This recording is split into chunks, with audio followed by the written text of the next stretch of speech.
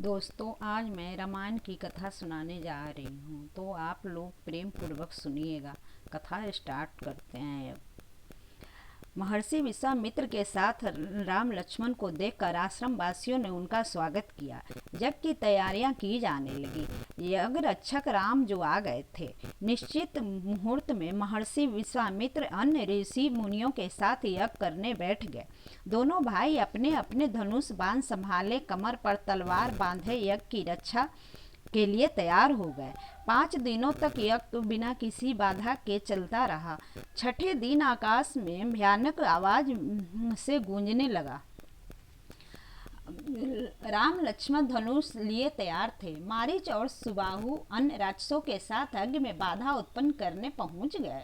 वे अपनी मां तारिका के वध का बदला भी लेना चाहते थे। राम ने सबसे पहले मारीच पर मानव शास्त्र का प्रयोग किया। इस अस्त्र के प्रभाव से मारीच मरा तो नहीं, पर बहुत दूर जा गिरा। जब उसे होश आया तो वह डरकर सुदूर दक्षिण के जंगलों में जा छिपा। राम के एक शक्तिशाली बाण ने सुबाहु का अंत कर दिया। मारीच और सुबाहु की यह दशा देखकर अन्य राक्षसों में भगदड़ मच गई। कुछ राक्षस लक्ष्मण के तीक्ष्ण बाणों के शिकार हो गए। जो शेष बचे उन्होंने भाग जाने में ही अपनी भलाई समझी। जग बिना किसी विघ्न के पूरा हुआ। महर्षि ने प्रसन्न होकर राम लक्ष्मण को आशीर्वाद दिया। आश्रम वासियों में खुशी की लहर दौड़ गई। अब वे राक्षसों के भय से मुक्त थे। राम लक्ष्मण ने सिर झुकाकर महर्षि से पूछा, श्रेष्ठवर, अब हमारे लिए क्या आज्ञा है? आदेश दे। इस महर्षि विश्वामित्र ने कहा, पुत्रों, मिथिला के राजा जनक ने धनुष यज्ञ का आयोजन किया है। मैं चाहता हूँ कि तुम दोनों मेरे साथ मिथिला चलो। राजा जनक के पास भगवान शिव का शुभ नामक एक अद्भुत धनुष है। सुनभ नामक एक अद्भुत धनुष है। इस धनुष को देवता, गंधर्व, राक्षस या मनुष्य कोई नहीं उठा सकता। मैं चाहता हूँ कि तुम भी इस अद्भुत धनुष के दर्शन करो, साथ ही मिथिला नगरी का वैभव भी देखो। दोनों भाई भगवान शिव के धनुष और मिथिला नगरी को देखने के लिए उत्सुक हो गए। अगले दिन तीनों मिथिला के लिए निकल पड़े। अब तक राम लक्ष्मण और महर्षि विश्वामित्र के बीच की दूरी कम हो गई थी। दोनों के मन में नए नए स्थानों को देखने और उनके बारे में जानने की जिज्ञासा थी। दोनों तरह तरह के प्रश्न पूछते। महर्षि उन्हें नई नई बातें बताते, प्रेम भाव से उनके प्रश्नों के उत्तर देते चलते रहे थे। मार्ग में उन्होंने राम और लक्ष्मण को अपने पूर्वजों के बारे में बताया। महर्षि ने उन्हें शिव पार्वती के प्रसंग, कार्तिकेय के जन्म, स्वर्ग से पृथ्वी पर गंगा अवतरण तथा देव असुर युद्ध, समुद्र मंथन और उनसे निकले 14 रत्नों आदि के बारे में अनेक कथाएं सुनाई। राम लक्ष्मण को यह सब सुनकर बहुत अच्छा आनंद आ रहा था। मार्ग में सोन नदी पड़ी। सोन नदी के पार मिथिला नगरी थी। मिथिला में प्रवेश करने से पहले उन्होंने एक उजाड़ सुनसान आश्रम देखा।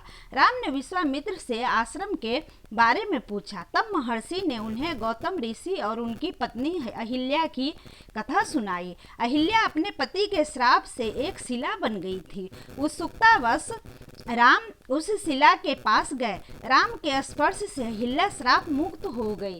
राम लक्ष्मण महर्षि विश्वामित्र के साथ मिथिला नगरी पहुंचे। महर्षि के आने का समाचार सुनकर राजा जनक स्वयं उनका स्वागत करने आए। अभिवादन और कुशल समाचार पूछने के बाद राजा जनक की नजर राम लक्ष्मण पर पड़ी। वे स्वयं को रोक नहीं पाए। उन्होंने महर्षि से पूछा, महात्मन, ये दोनों सुंदर बालक कौन हैं? महर्षि विश्वामित्र ने बताया, राजन, ये दोनों कोमल नरेश दशरथ के पुत्र राम और लक्ष्मण हैं। मैं इन्हें आपका अद्भुत शिव धनुष दिखाने लाया हूँ। राजा जनक के महर्षि और दोनों राजकुमारों को एक सुंदर वाटिका में ठहराने की व्यवस्था की। भोजन और आराम करने के बाद दोनों भाइयों ने महर्षि विश्वामित्र से मिथिला नगरी देखने की इच्छा प्रकट की। महर्षि ने सहर्ष इसकी अनुमति दे दी। राम लक्ष्मण मिथिला नगर की शोभा देखने निकल पड़े। मिथिलावासी दोनों सुंदर राजकुमारों को अपनी नगरी में देख आश्चर्यचकित थे। सभी एक दूसरे से उनका परिचय पूछ रहे थे, उनके बारे में आपस में बातें कर रहे थे। राम लक्ष्मण की मिथिला नगरी की सुव्यवस्था और सुंदरता देखकर मुग्ध थे। अगले दिन महर्षि विश्वामित्र राम लक्ष्मण के साथ यज्ञशाला आए। एक बड़ी सी लोहे की पेटी पर, जिसमें 8 पहिए लगे थे, शिव धनुष रखा था। वहां उपस्थित विभिन्न देशों के राजा महाराजा उस विशाल धनुष को आश्चर्य से देख रहे थे। निश्चित समय पर सबने अपना अपना स्थान ग्रहण किया। मिथिला नरेश सभी अतिथियों को संबोधित करके बोले, उपस्थित महानुभावों, आप सबका इस धनुष यज्ञ आयोजन में स्वागत है। यह अलौकिक शिव धनुष है। मैंने प्रतिज्ञा की है कि जो इस शिव धनुष को उठाकर उस पर प्रत्यंचा चढ़ा देगा, मैं अपनी बेटी सीता का विवाह उसी के साथ कर दूंगा। यह कहकर राजा जनक अपने स्थान पर बैठ गए। मन में यह प्रश्न लिए, क्या मेरी प्रतिज्ञा पूरी होगी? कौन होगा मेरी प्रतिज्ञा पूरी करने वाला? एक दिन एक एक करके सभी राजा महाराजा शिव धनुष के पास आने लगे, मगर प्रत्यंचा चढ़ाना तो दूर, वे उसे हिला भी नहीं पाते थे। लज्जित होकर एक एक कर सभी अपने आसन पर बैठ गए। तब महर्षि विश्वामित्र ने राम को शिव धनुष उठाने की आज्ञा दी। राम ने शिव धनुष के पास गए, उसे प्रणाम किया। इसके बाद उन्होंने सहज भाव से शिव धनुष को ऐसे उठा लिया मानो वह कोई खिलौना हो। फिर महर्षि की ओर मुख करके बोले, गुरुवर, क्या मैं इसकी प्रत्यंचा चढ़ा दूं?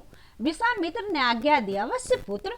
गुरु की आज्ञा मिलते ही राम ने धनुष को ऊपर से दबाकर उसकी प्रत्यंचा चढ़ानी चाहिए, मगर जोर की आवाज के साथ धनुष बीच से ही टूट गया। सभी लोग कभी राम तो कभी टूटे हुए शिव धनुष की ओर अवाक होकर देखने लगे। राजा जनक की आंखें छलछला उठी। आखिर उन्हें अपनी बेटी के लिए योग्य वर मिल ही गया। सीता ने राम के गले में वरमाला डाल दी। राजमहल मंगल गीतों से गूंज उठा। राजा जनक अपनी पुत्री सीता के लिए राम सुंदर जैसे और शक्तिशाली वर को पाकर फूले न समा रहे थे। उन्होंने गदगद स्वर में महर्षि विश्वामित्र से पूछा, मुनिवर, आपके आशीर्वाद से मेरी प्रतिज्ञा पूरी हुई।